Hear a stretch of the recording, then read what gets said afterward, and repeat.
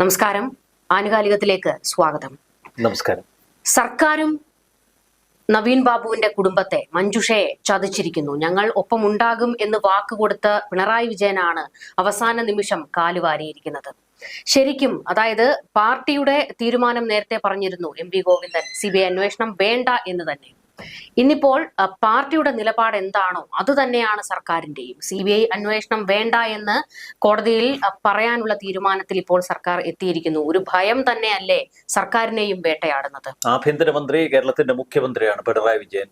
ആദ്യമേ നമുക്ക് ചോദിക്കാനുള്ളത്, ഇതേ പിണറായി വിജയനും ഒരപ്പനും ഭർത്താവുമല്ലേ? നവീൻ ബാബുവിന്റെ കുടുംബത്തിന്, മഞ്ജുഷയ്ക്ക്, ആ കുട്ടികൾക്ക് നഷ്ടപ്പെട്ടിരിക്കുന്ന ഒരു അച്ഛനെ, ഭർത്താവിനെയാണ്. അവർ വേദനയോടെ കേരളത്തിന്റെ സർക്കാരിനോട് ആദ്യം പറഞ്ഞു, ഈ കേസിൽ നീതിയുക്തമായ ഒരു അന്വേഷണം നടത്തണമെന്ന്. അത് പക്ഷേ അവർ ചെവിക്കൊണ്ടില്ല. സ്പെഷ്യൽ ഇൻവെസ്റ്റിഗേഷൻ ടീം എന്ന ഒരു തട്ടിക്കൂട്ട് പോലീസ് സംഘത്തെ നിയോഗിച്ചുകൊണ്ട് കേസ് അട്ടിമറിക്കാനുള്ള നീക്കങ്ങളാണ് നടത്തിയത്.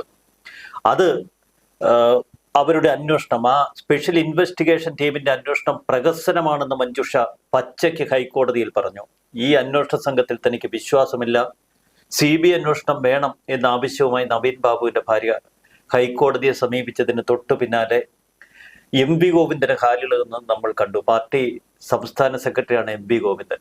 M.V. ഗോവിന്ദൻ പരസ്യമായി സർക്കാർ ഒരു നിലപാട് പ്രഖ്യാപിക്കുന്നതിന് മുൻപ് തന്നെ പാർട്ടി നിലപാട് പ്രഖ്യാപിച്ചു. CBI അന്വേഷണം വേണ്ട, CBI കൂട്ടിലടച്ച തത്തയാണ്.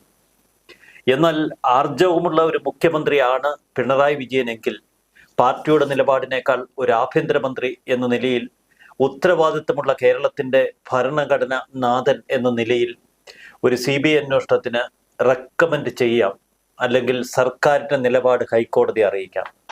ഇവിടെ ഗോവിന്ദനും പാർട്ടിക്കും വിധേയനാകുന്ന മുഖ്യമന്ത്രി, ഒരു പക്ഷേ മുഖ്യമന്ത്രി കൂടി ഇടപെട്ട ഒരു തിരക്കഥയിലായിരിക്കും ഇപ്പോൾ കാര്യങ്ങൾ നീങ്ങുന്നത്. M.V. ഗോവിന്ദൻ പറഞ്ഞിടത്തേക്ക് മുഖ്യമന്ത്രി എത്തി, ആഭ്യന്തരമന്ത്രി എത്തി.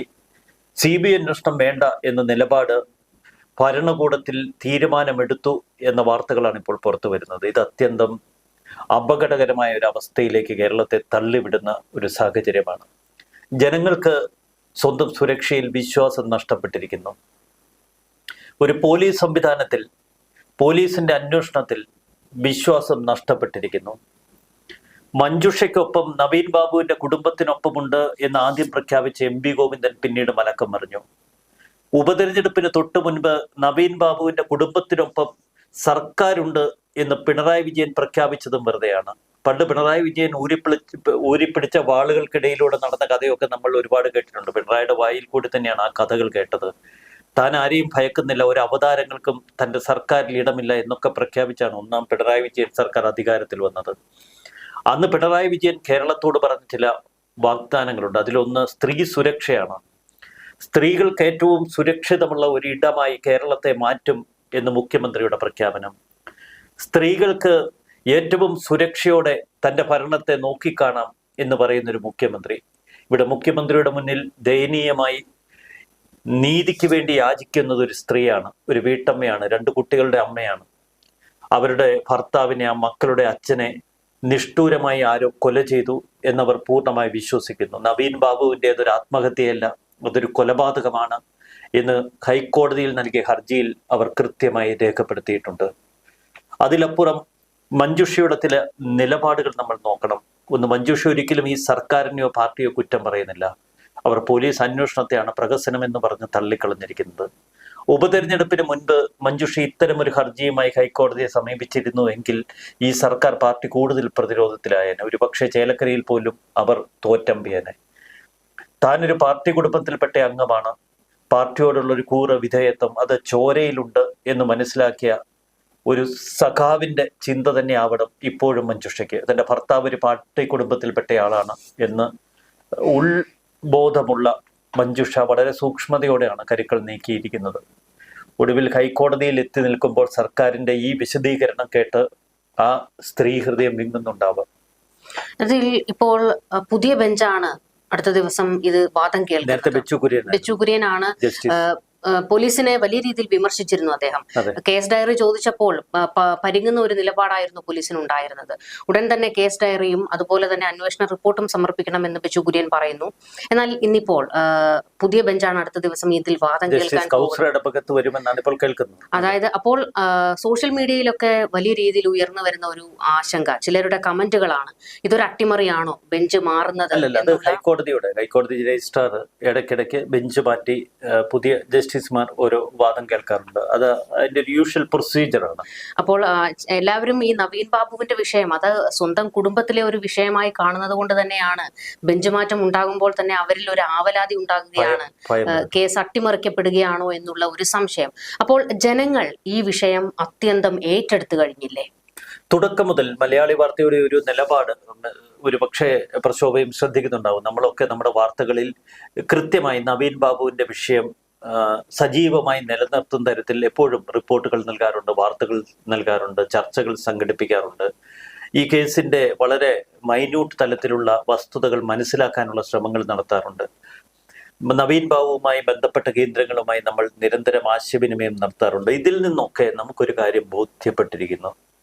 നവീൻ ബാബുവിന്റെ ഈ ദുരൂഹ മരണം എന്ന് ചിലർ പറയുന്ന ഈ കൊലപാതകം, ഇത് കേരളത്തെ അക്ഷരാർത്ഥത്തിൽ നടുക്കിയ ഒരു സംഭവം ആണ്. ഇതിന് പല തലങ്ങളുണ്ട്. ഒന്ന്, ജില്ലാ ഭരണകൂടത്തിൽ 2ാം സ്ഥാനത്തുള്ള ഏറ്റവും ഉയർന്ന ഒരു ഉദ്യോഗസ്ഥൻ, ADM എന്ന് പറയുന്ന ഒരു ഉദ്യോഗസ്ഥൻ, അദ്ദേഹത്തിന് ഇത്തരത്തിലൊരു ദുരൂഹ മരണം സംഭവിച്ചിട്ടും ഇതിന് പിന്നിൽ പാർട്ടിയാണ് എന്ന ആരോപണം തുടക്കം മുതൽ ഉയർന്നു വന്നിട്ടും ഈ കേസിനോട് സർക്കാർ പുലർത്തിയ ഒരു നിസ്സംഗത.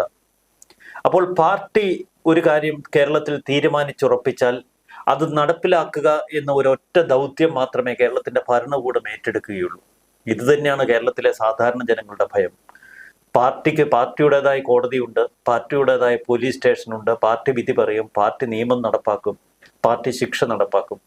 ഇത് മുമ്പ് നമ്മൾ പലപ്പോഴും കണ്ണൂരിലും മലബാറിലുമൊക്കെ കണ്ടതാണ്. പാർട്ടി ശിക്ഷ നടപ്പാക്കുന്നത് ക്രൂരമായി കൊല ചെയ്ത്, എതിരാളിയെ വകവരുത്തി, പരസ്യ വിചാരണ ചെയ്ത് എത്രയെത്ര നിഷ്ഠൂര സംഭവങ്ങൾ നമ്മൾ കണ്ടിട്ടുണ്ട്. ആ കേസുകളൊക്കെ അട്ടിമറിക്കാനുള്ള എത്രയെത്ര ശ്രമങ്ങൾ.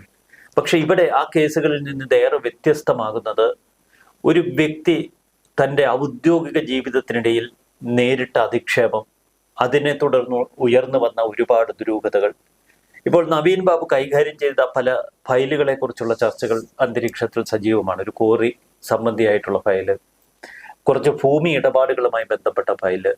ഇതിൻ്റെ എല്ലാം പിന്നിൽ പാർട്ടിയുണ്ട്, സഖാക്കളുണ്ട്, പാർട്ടിയുടെ മാഫിയുണ്ട്. അതാണ് നമ്മെ കൂടുതൽ ഭയപ്പെടുത്തുന്നത്. കേരളത്തിലെ ഓരോ പ്രദേശങ്ങളിലും ഇപ്പോൾ പിടിമുറുക്കിയിരിക്കുന്ന CPM മാഫിയകളുടെ കളികൾ. അപ്പോൾ പാർട്ടി അധോലോക ശൈലിയിലാണോ പ്രവർത്തിക്കുന്നതെന്ന് നമ്മൾ ഭയപ്പെട്ടു പോകണം. ബോംബെയിലെ അധോലോകമൊക്കെ പ്രവർത്തിക്കുന്നത് പോലെ അവർക്ക് അവരുടെ ഇംഗിതത്തിന് വിരുദ്ധമായി ആരെങ്കിലും പ്രവർത്തിച്ചാൽ, പെരുമാറിയാൽ ഭൂമിയിൽ ജീവിച്ചിരിക്കാനുള്ള അവകാശം നിഷേധിക്കുക. അത് ഏത് തലത്തിലായിരിക്കും, ഏത് തരത്തിലായിരിക്കുമെന്ന് ഈ മാഫിയ സംഘമാണ് നിശ്ചയിക്കുന്നത്. സമാനമായ സാഹചര്യമല്ലേ കണ്ണൂരിലുള്ളത്? ഈ ദുരൂഹ മരണത്തിനപ്പുറത്ത് ഇതൊരു കൊലപാതകമാണ് എന്നതിൻ്റെ എത്രയെത്ര തെളിവുകളാണ് നമുക്ക് മുന്നിലുള്ളത്. എന്നിട്ടും എന്തുകൊണ്ടാണ് CBI ഭയക്കുന്നത്? ഇതിലേറ്റവും വൈരുദ്ധ്യം നമ്മൾ മനസ്സിലാക്കണം. ഇപ്പോൾ സർക്കാരിൻ്റെ പോലീസിന്റെ റിപ്പോർട്ട് നാളെ ഹൈക്കോടതിയിലെത്തും. അതാണ് സർക്കാരിന്റെ നിലപാട്. ആഭ്യന്തര വകുപ്പ് തയ്യാറാക്കിയ വസ്തുതാ റിപ്പോർട്ട് സർക്കാരിൽ സമർപ്പിക്കുകയും സർക്കാർ തങ്ങളുടെ നിലപാട് വ്യക്തമാക്കുകയും ചെയ്തു. ഹൈക്കോടതി ആവശ്യപ്പെട്ടിരിക്കുന്നത് പോലീസിനോട് നിലപാട് വ്യക്തമാക്കാനല്ല, സർക്കാരിനോട്. സർക്കാരാണ് പോലീസ് എന്ന ഏജൻസി കേസ് പരിശോധിക്കാനും അന്വേഷിക്കാനും ഏർപ്പാട് ചെയ്തിരിക്കുന്നത്. മറ്റൊരു ഏജൻസിയുടെ ഇടപെടൽ വേണോ എന്ന് തീരുമാനിക്കുന്നത് ഇവിടെ സർക്കാരിന്റെ കൂടി നിർദ്ദേശം കണക്കിലെടുത്താണ്. അപ്പോൾ CBI വേണ്ട എന്ന് സർക്കാർ ഹൈക്കോടതിയിൽ തീരുമാനം അറിയിക്കുമ്പോൾ അതിന് പകരമായി സർക്കാർ പറയുന്നത് എന്താണ്? പോലീസ് അന്വേഷണം നീതിയുക്തമാണ്, പോലീസ് അന്വേഷണത്തിൽ ഞങ്ങൾ സംതൃപ്തരാണ്. അവിടെയാണ് പ്രശ്നം. ഞങ്ങൾ സംതൃപ്തരാണ്. ആര്? സർക്കാരും പാർട്ടിയും. അവർ സംതൃപ്തരാണ്. അവിടെ യാതൊരുവിധ സംതൃപ്തിയും ഇല്ലാതെ നിൽക്കുന്ന ഒരു വീട്ടമ്മയില്ലേ, ഒരു അമ്മയില്ലേ, ഒരു ഭാര്യയില്ലേ, മഞ്ജുഷ. അവരും ഇവരുടെ പാർട്ടി കുടുംബത്തിൽപ്പെട്ടതാണ് എന്നതാണ് ഏറെ വൈരുദ്ധ്യം. അവർ വളരെ നിസ്സംഗതയോടെ, വേദനയോടെ കരഞ്ഞു പറയുന്നു, ഈ മരണം ആത്മഹത്യയല്ല, ഇതൊരു കൊലപാതകമാണ്. എന്തുകൊണ്ട് കൊലപാതകമാണ് എന്നതിനെക്കുറിച്ചും അവർ വിശദാംശങ്ങൾ നൽകുന്നു. ഈ അന്വേഷണം പ്രഹസനമാണെന്ന് വെറുതെ പറയുകയല്ല, എന്തുകൊണ്ട് പോലീസ് സംഘത്തിന്റെ അന്വേഷണം പ്രഹസനമായി എന്നവർ തെളിവുകളോടെ ഹൈക്കോടതിക്ക് മുൻപിൽ കൃത്യമായി അവതരിപ്പിച്ചിരിക്കുകയാണ്. അന്ന് നവീൻ ബാബു സഞ്ചരിച്ച വഴികളിലെ CCTV ദൃശ്യങ്ങൾ ശേഖരിച്ചില്ല.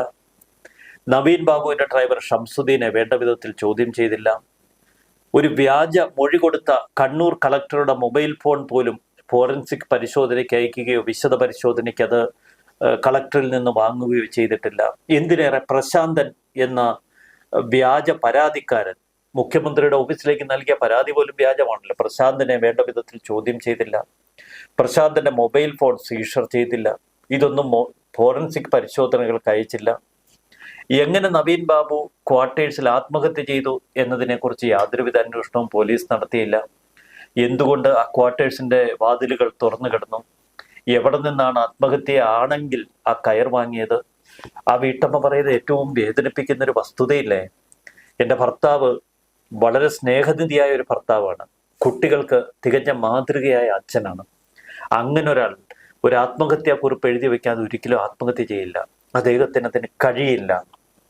അത് ഒരു ജീവന്റെ പാതി പിടഞ്ഞ് ഒടുങ്ങിയ ഒരു ജീവന്റെ പാതിക്ക് എളുപ്പം മനസ്സിലാക്കാൻ കഴിയും. അതിൽ സ്നേഹബന്ധങ്ങളുടെ വലിയ തലമുണ്ട്, അതിൽ മനുഷ്യത്വത്തിന്റെ വലിയ അംശമുണ്ട്.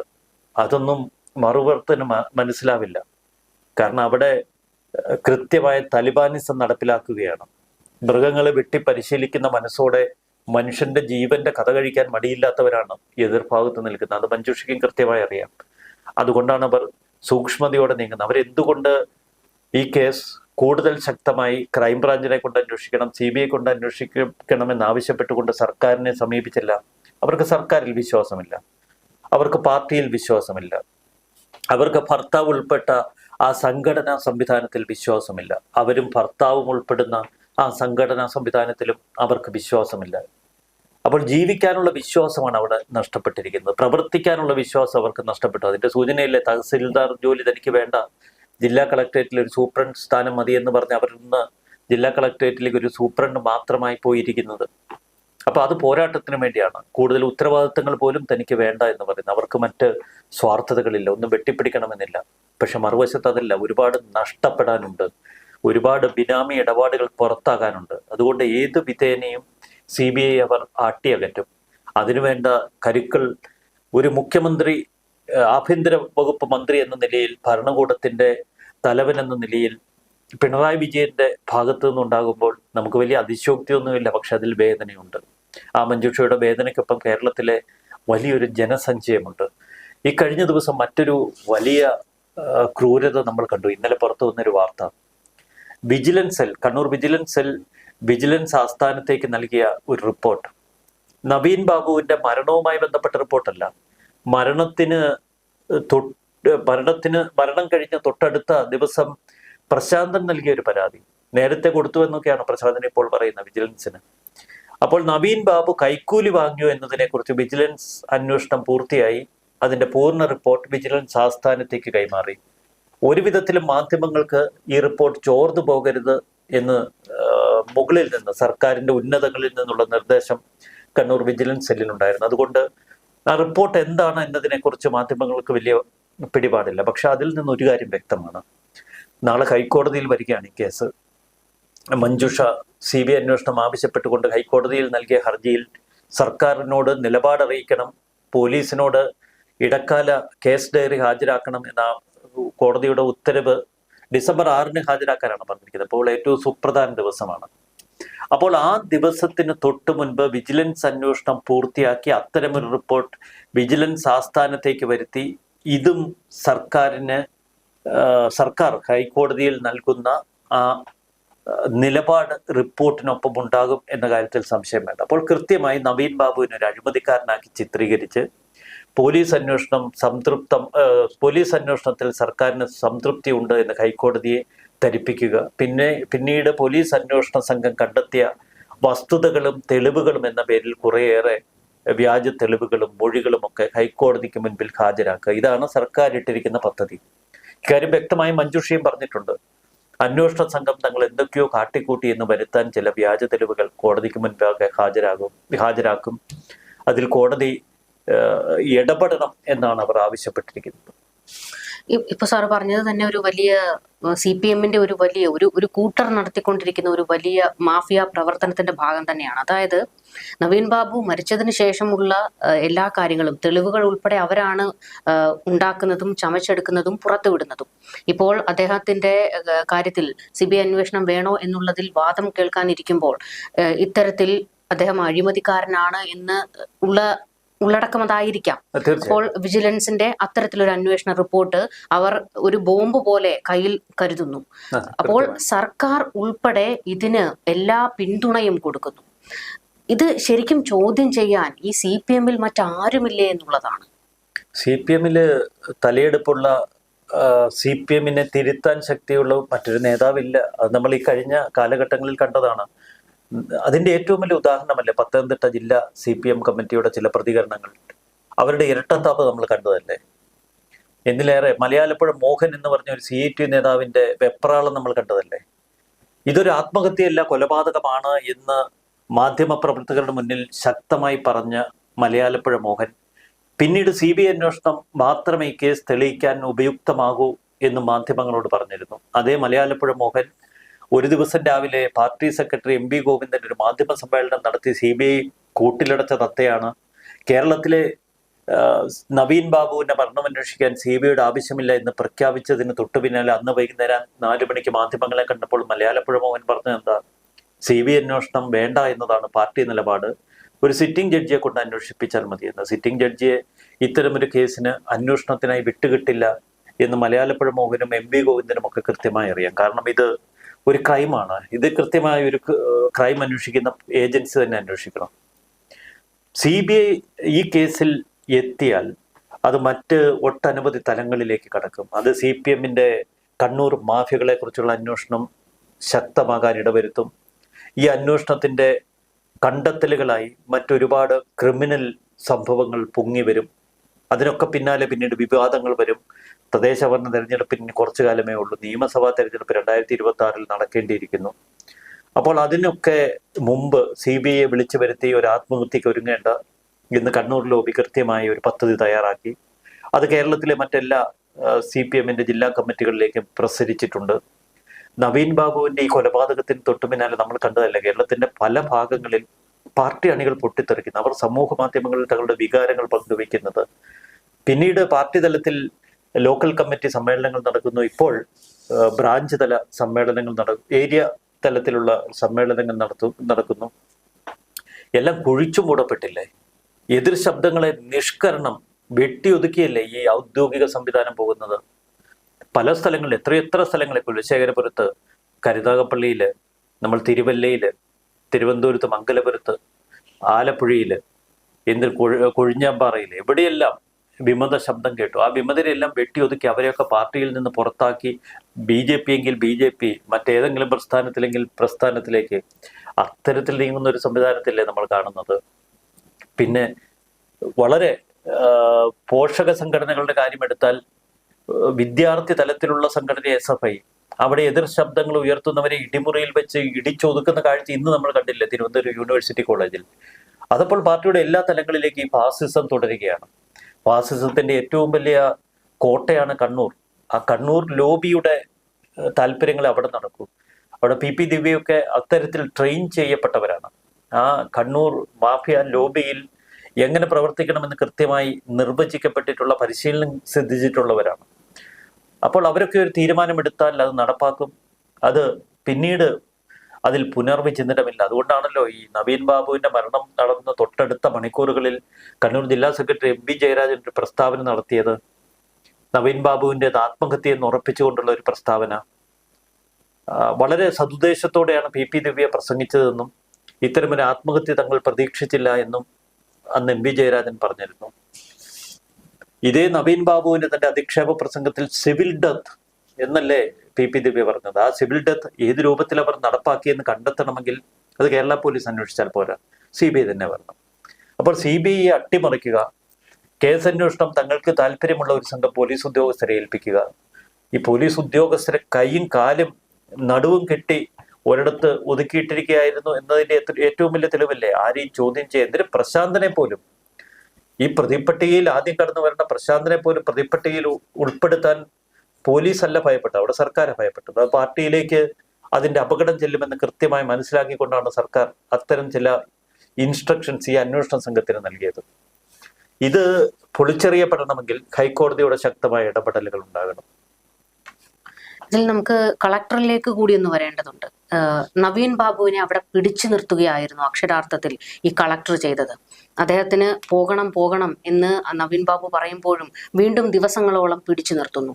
അപ്പോൾ ശരിക്കും അദ്ദേഹത്തെ അപമാനിക്കാൻ ഇട്ടുകൊടുത്തത് കളക്ടറാണ്. ഈ കളക്ടർക്ക് കൃത്യമായ, ഇപ്പോഴും കേസിൽ പ്രതി ചേർക്കപ്പെട്ടിട്ടില്ല, സുരക്ഷിതനായി നിൽക്കുന്നു. പക്ഷേ കോടതിയിൽ ഈ കേസ് എത്തുമ്പോൾ കളക്ടർക്കെതിരെ എന്ത് തരം പരാമർശങ്ങൾ ഉണ്ടാകാം? കേരളത്തിന് പ്രതീക്ഷയുള്ള രണ്ട് തലങ്ങളിൽ, രണ്ട് കോടതികളിൽ ഈ കേസ് ഇപ്പോൾ നിൽപ്പുണ്ട്. ഒന്ന് Kannur chief judicial first class magistrate കോടതി. അവിടെ മഞ്ജുഷ ആദ്യം നവംബർ 16 കൊടുത്തൊരു ഹർജി. ആ ഹർജിയിൽ മഞ്ജുഷ ആവശ്യപ്പെട്ടത് മറ്റൊന്നുമല്ല, ഇതൊരു ക്രൂര കൊലപാതകമാണ്, ഇതിന്റെ തെളിവുകൾ നശിപ്പിക്കപ്പെടരുത്, അത് സംരക്ഷിക്കണം. അപ്പോൾ ആദ്യഘട്ടത്തിൽ കോടതി വഴി ഒരു കെട്ട്, തൻ്റെ ഭർത്താവിൻ്റെ ഈ ക്രൂര കൊലപാതകത്തിന്റെ തെളിവുകൾ നഷ്ടപ്പെടാതിരിക്കാൻ അവർ ഒരു കെട്ട് കെട്ടി. അതിനുശേഷം അവർ നേരെ ഹൈക്കോടതിയിലേക്ക് പോയി. വളരെ ചിട്ടയോടെയാണ് അവർ ഈ പോരാട്ടം നടത്തുന്നത്. അതിനുശേഷം ഹൈക്കോടതിയിലെത്തി. ഇപ്പോൾ SIT നടത്തുന്ന അന്വേഷണം പ്രഹസനമാണ്, CBI അന്വേഷിക്കണം. രണ്ടാമത് ആവശ്യം കേരളത്തിന്റെ ഉന്നത കോടതി. അപ്പോൾ അവർ വളരെ സൂക്ഷ്മതയോടെ നീതിന്യായ വ്യവസ്ഥയെ വിശ്വസിച്ച് തൻ്റെ ഹർജികൾ നൽകുന്നു. ഹൈക്കോടതിയുടെ പരിഗണനയിലുള്ള വിഷയത്തിൽ സർക്കാരിനോട് പ്രതികരണം തേടി, തൊട്ടപ്പുറത്ത് CBIയോട് പ്രതികരണം തേടി. കൗസർ ഇടബക്കത്ത് എന്ന് പറയുന്ന ജസ്റ്റിസാണ് നാളെ ഇത് പരിഗണിക്കുന്നത്. അദ്ദേഹം നീതിയുക്തമായി കേസിനെ കാണുമെന്ന ഒരു പ്രതീക്ഷ കേരളത്തിനുണ്ട്. കണ്ണൂർ ചീഫ് ജുഡീഷ്യൽ മജിസ്ട്രേറ്റിന്റെ ഭാഗത്ത് നമ്മൾ ചില പോസിറ്റീവായിട്ടുള്ള നീക്കങ്ങൾ കണ്ടു. അതിലൊന്ന്, ഈ കണ്ണൂർ കളക്ടർക്കും പ്രശാന്തനും കോടതി ഒരു നോട്ടീസ് അയച്ചിരിക്കുന്നതാണ്. അവരെ കേസിന്റെ ഭാഗമാക്കണം എന്ന് മഞ്ജുഷ ആവശ്യപ്പെട്ടിട്ടുണ്ട്. അവരുടെ മൊബൈൽ ഫോണുകൾ പരിശോധിക്കണം. അപ്പോൾ അവരുടെ അഭിഭാഷകൻ കോടതിയിൽ ഒരു തടസ്സവാദം ഉന്നയിച്ചത് പ്രശാന്തിന്റെയും കളക്ടറുടെയും ഒക്കെ മൊബൈൽ ഫോണുകൾ പരിശോധിക്കുന്നവരുടെ സ്വകാര്യതയിലേക്കുള്ള ഒരു കടന്നുകയറ്റം ആവില്ല എന്നാണ്. ഇത് കോടതി മഞ്ജുഷയുടെ അഭിഭാഷകനോട് ചോദിച്ചു. ഇതൊരു പ്രതിപട്ടികയിൽ ഉൾപ്പെടുത്തിയിട്ടില്ലാത്ത രണ്ടുപേരുടെ മൊബൈൽ ഫോണുകൾ പരിശോധിക്കുന്നത് അവരുടെ സ്വകാര്യതയിലേക്കുള്ള കടന്നുകയറ്റമില്ലെന്ന്. അതിന് കൃത്യമായ മറുപടിയും മഞ്ജുഷയുടെ അഭിഭാഷകൻ നൽകിയിട്ടുണ്ട്. ഈ വിഷയത്തിൽ ഇവരുടെ നിലപാട് പറയാൻ കണ്ണൂർ ചീഫ് ജുഡീഷ്യൽ മജിസ്ട്രേറ്റ് കോടതി ആവശ്യപ്പെട്ടിരിക്കുന്ന ഒരു വശത്ത്. മറുവശത്ത് നമ്മൾ ഓർക്കണം, ഈ കഴിഞ്ഞ 2-ാം തീയതി ഇതേ കണ്ണൂർ കളക്ടറെ നേരെ ദില്ലിക്ക് പായ്ക്ക് ചെയ്തിരിക്കുക കേരള സർക്കാർ. അപ്പോൾ ഹൈക്കോടതിയിൽ വരുന്ന case, Kannur chief judicial first class കോടതിയിൽ വരുന്ന കേസ്, ഇതിന്റെ ഗ്രാവിറ്റി ഈ സർക്കാരിന് കൃത്യമായി അറിയാം. കണ്ണൂരിലെ കളക്ടർ അവിടെ ഉണ്ടെങ്കിൽ കോടതി വിളിപ്പിച്ചു വരുത്തുമെന്നും ഇക്കാര്യത്തിൽ കളക്ടർ പറയുന്ന എന്തെങ്കിലും മൊഴി അതെതിരായാൽ PP ദിവ്യയെ മാത്രമല്ല ഈ സർക്കാരിനെ അട്ടപടലം ബാധിക്കുമെന്നും സർക്കാരിന് ഉറപ്പുണ്ട്. അതുകൊണ്ട് നേരെ പരിശീലന പദ്ധതിക്കായി അനുമതി കൊടുത്ത് നേരെ ദില്ലിയിലേക്ക് കയറ്റി അയച്ചു. അപ്പോൾ ഇപ്പോൾ കോടതി നിലപാട് വ്യക്തമാക്കാൻ ആവശ്യപ്പെട്ടിരിക്കുന്നത് തന്റെ അഭിഭാഷകൻ വഴി കളക്ടർക്ക് കണ്ണൂർ കോടതിയെ സമീപിക്കാം. സമാനമായ സാഹചര്യം ഇവിടെയും ഉണ്ടാകാം. കാരണം കളക്ടറുടേത് വ്യാജമൊഴി എന്ന് മഞ്ജുഷ നൽകിയ ഹർജിയിൽ ഹൈക്കോടതിയിൽ പറഞ്ഞിട്ടുണ്ട്. അപ്പോൾ ഹൈക്കോടതിക്കും കളക്ടറെ വിളിച്ച് വിശദീകരണം തേടാം. അവിടെ സർക്കാർ അഭിഭാഷകൻ പ്രോസിക്യൂട്ടർ പറയാൻ പോകുന്നത് ഒരു IAS ഉദ്യോഗസ്ഥന്റെ ജീവിതത്തിലെ ഏറ്റവും പ്രധാനപ്പെട്ട ഒരു പരിശീലന പരിപാടിക്കാണ് കളക്ടർ ദില്ലിയിൽ പോയിരിക്കുന്നത് 27-ാം തീയതി വരെ. ഒരു കളക്ടറായിരിക്കുന്ന അരുൺ K. വിജയന് സെക്രട്ടറി സ്ഥാനത്തേക്കുള്ള സ്ഥാനക്കയറ്റം കിട്ടണമെങ്കിൽ ഇത്തരം ഒരു പരിശീലനം നേടിയിരിക്കണം. അതുകൊണ്ട് ജീവിതത്തിലെ തൻ്റെ കരിയറിലെ ഏറ്റവും സുപ്രധാനമായ സമയമാണ്. അതിനുശേഷം കോടതിയിലേക്ക് വരാം. ഒരു വശത്ത് പരമാവധി ഈ കേസ് വലിച്ച് ഇഴച്ചു കൊണ്ടുപോവുക, മറുവശത്ത് തെളിവുകൾ തങ്ങൾക്ക് അനുകൂലമാക്കുക. ഒരു കേസ് അന്വേഷണത്തിലെ ഗോൾഡൻ അവേഴ്സിനെ കുറിച്ചൊക്കെ ഈ കഴിഞ്ഞ ദിവസം കണ്ണൂർ സ്ക്വാഡ് പറയുന്നത് കേട്ടു. അഷ്റഫ് എന്ന് പറയുന്ന ഒരാളുടെ വീട്ടിൽ, തൊട്ടടുത്ത വീട്ടിൽ ഒരു മോഷ്ടാവ് കയറി സ്വർണവും 1,27,00,000 രൂപയും ഒക്കെ ചാക്കിൽ കെട്ടിക്കൊണ്ടുപോയ സംഭവത്തിൽ ഗോൾഡൻ അവേഴ്സ് നഷ്ടപ്പെട്ട് കഴിഞ്ഞാണ് തങ്ങൾ അന്വേഷണം തുടങ്ങിയത്. 20-ാം തീയതി നടന്ന അന്വേഷണം തുടങ്ങിയത്, പരാതി കിട്ടി 24-ാം തീയതി. അപ്പൊ ആ 3 ദിവസം ഗോൾഡൻ അവേഴ്സ് ആയിരുന്നു. എന്നിട്ടും ഞങ്ങൾ പ്രതിയെ കണ്ടുപിടിച്ചു എന്ന് വളരെ തൻ്റെ ഇടത്തോടെ പറയുന്ന ഇതേ കണ്ണൂർ സ്ക്വാഡ് തന്നെയാണ് ഈ കേസ് അന്വേഷിക്കുന്നത്. പക്ഷെ ഇവിടെ അവർക്ക് ഗോൾഡൻ അവേഴ്സ് നഷ്ടപ്പെടുന്നതിൽ ഒരു വിഷമവും ഇല്ല. എല്ലാ ഗോൾഡൻ അവേഴ്സും നഷ്ടപ്പെട്ടിരിക്കുന്നു. എല്ലാ തെളിവുകളും കുഴിച്ചു മൂടപ്പെട്ടു. എന്തിനേറെ പ്രാരംഭഘട്ടത്തിൽ തിരക്കിട്ട പോസ്റ്റ്മോർട്ടം നടപടികൾ നമ്മൾ കണ്ടതാണ്, ഇൻക്വസ്റ്റ് നടപടികൾ നമ്മൾ കണ്ടതാണ്. ഇവര് ബന്ധുക്കൾ പത്തനംതിട്ടയിൽ നിന്ന് തിരിച്ചു, അവർ കണ്ണൂരിൽ എത്താൻ പോകുന്നു എന്ന് തുടർച്ചയായി കണ്ണൂർ കളക്ടറോട് പറഞ്ഞുകൊണ്ടിരുന്നു. നവീൻ ബാബുവിന്റെ സഹോദരൻ കളക്ടറുമായി ബന്ധപ്പെട്ടിരുന്നു. അപ്പോഴൊക്കെ കളക്ടർ പറഞ്ഞു ഞാനെല്ലാം നോക്കിക്കൊള്ളാമെന്ന്. നവീൻ ബാബുവിന്റെ കാര്യത്തിൽ എല്ലാം നോക്കി കളക്ടർ. അതാണ് ഇവിടെ സംഭവിച്ചിരിക്കുന്നത്. നമുക്ക് കോടതിയിലാണ്, അവിടെ നിയമങ്ങളും തെളിവുകളും ഒക്കെയാണ് പരസ്പരം ബാധിക്കുന്നതും ഒക്കെ. അതിനൊക്കെ അപ്പുറത്ത് ഒരു സ്ത്രീയാണ് കോടതിക്ക് മുന്നിൽ പോകാൻ പോകുന്നത്. വലിയൊരു പോരാട്ടമാണ് അവർ നടത്തിയത്, നിശബ്ദമായ വളരെ വലിയൊരു പോരാട്ടം. ആ പോരാട്ടം കണ്ടില്ല എന്ന് നടിക്കാൻ കോടതിക്ക് കഴിയുമോ? അല്ല, കോടതിക്ക് മുൻപിൽ സർക്കാർ നൽകുന്ന തെളിവുകൾ തന്നെയാണ് മുഖ്യം. നിയമമാണ് കോടതിയുടെ പ്രശ്നം. ഒരു ഭരണകൂടത്തിന് വലിയ സ്വാധീന തലങ്ങളുണ്ട്. ഈ അന്വേഷണ ഏജൻസി കൊടുക്കുന്ന തെളിവുകൾ, അതിന്റെ അടിസ്ഥാനത്തിൽ പ്രോസിക്യൂഷൻ ഉയർത്തുന്ന വാദങ്ങൾ, അതിന് മുഖവില കൊടുക്കേണ്ടി വരും കോടതി. കൗസർ ഇടഭഗത്ത് എന്ന് പറയുന്നത് വളരെ ഒരു പേരുള്ള ജസ്റ്റിസാണ്. നേരത്തെ ദിലീപ് കേസിലൊക്കെ നമ്മൾ കേട്ടിട്ടുണ്ട് ജസ്റ്റിസ് കൗസർ ഇടഭഗത്തിന്റെ പേര്. നമുക്ക് ഒരു നീതിന്യായ സംവിധാനത്തിൽ ജഡ്ജിയെ വിമർശിക്കാൻ വലിയ അവകാശമൊന്നുമില്ല, വിധിയെ വിമർശിക്കാം. അപ്പോൾ കോടതി ഇതൊക്കെ പരിശോധിക്കട്ടെ ഒരു വശത്ത്, മറുവശത്ത് പ്രതീക്ഷ. പക്ഷെ ഇവിടെ നമ്മൾ മനസ്സിലാക്കേണ്ട ഒരു സമൂഹം, ഒരു കേരളത്തിന്റെ മനസ്സാക്ഷി ഒറ്റക്കെട്ടായി അവർ തങ്ങളുടെ വികാരം, ഈ നവീൻ ബാബുവിന്റെ വിഷയത്തിലെ ആശങ്ക, നവീൻ ബാബുവിന്റെ മരണവുമായി ബന്ധപ്പെട്ട സംശയങ്ങൾ ഇത്ര ശക്തമായി ഉയർത്തിയിട്ടും അതിന് ചെവി കൊടുക്കാൻ മടി കാണിക്കുന്ന, അല്ലെങ്കിൽ ആ സമൂഹത്തിന് നേർക്ക് അവജ്ഞയോടെ മുഖം വെട്ടിക്കുന്ന ഒരു സർക്കാരുണ്ടല്ലോ, അവരുടെ ധാർഷ്ട്യത്തിന് മുന്നിൽ ഒരു ജനതയുടെ വികാരമുണരും. അതിൻ്റെ പ്രതികരണത്തിന്റെ തലം ഈ സർക്കാർ ഇപ്പോഴായിരിക്കില്ല തിരിച്ചറിയുന്നത്. അതിൻ്റെ തലം പിന്നീട് ബംഗാളിന് സമാനമാകും, അല്ലെങ്കിൽ മറ്റെത്രയോ ദുരനുഭവങ്ങളുണ്ട് ഈ പാർട്ടിക്ക്. ഇവിടെ ഒരു പാർട്ടിയും സർക്കാരും ഒപ്പം നിന്നൊരു സമൂഹത്തെ വെല്ലുവിളിക്കുന്നു. ഒരു ജനതയോട് അവരുടെ വികാരങ്ങളോട് പോയി പണി നോക്കാൻ പറയുന്നു. ഞങ്ങൾ തീരുമാനിക്കും, ഞങ്ങൾ നടപ്പിലാക്കും, ഞങ്ങൾക്ക് വേണ്ടത് മാത്രം അന്വേഷിക്കും. അതാണ് ആ ശൈലി. എന്തായാലും കേരള സമൂഹം മഞ്ജുഷയ്ക്കൊപ്പമാണ്, ആ കുടുംബത്തിനൊപ്പം. ആ സ്ത്രീയുടെ പോരാട്ടം അത് കണ്ടില്ല എന്ന് നടിക്കാൻ കേരള സമൂഹത്തിന് കഴിയില്ല. കോടതിയിൽ ഈ പറയുന്നത് പോലെ തന്നെ തെളിവും നിയമങ്ങളും ഒക്കെയാണ് വാദിക്കുന്നത്. നമുക്ക് അതിൽ ഇപ്പോൾ പറഞ്ഞ പോലെ ഒരു പ്രത്യാശ വയ്ക്കാൻ മാത്രമേ കഴിയുകയുള്ളൂ. CBI അന്വേഷണം ഉണ്ടാകണം എന്നുള്ളതിൽ. CBI അന്വേഷണത്തിലാണ് കേരളം പ്രതീക്ഷ വയ്ക്കുന്നത്. ഈ വിഷയത്തിൽ അടുത്ത ദിവസം, ഇനിയിപ്പോൾ നിർണായക മണിക്കൂറുകളാണ് കോടതിയിൽ ഈ കേസ് വാദത്തിന് എടുക്കുന്നതും നമുക്ക് നാളെയും വരണം. അപ്പോൾ കൂടുതൽ ചർച്ചകളുമായി വീണ്ടും കാണാം. നമസ്കാരം. നന്ദി, നമസ്കാരം.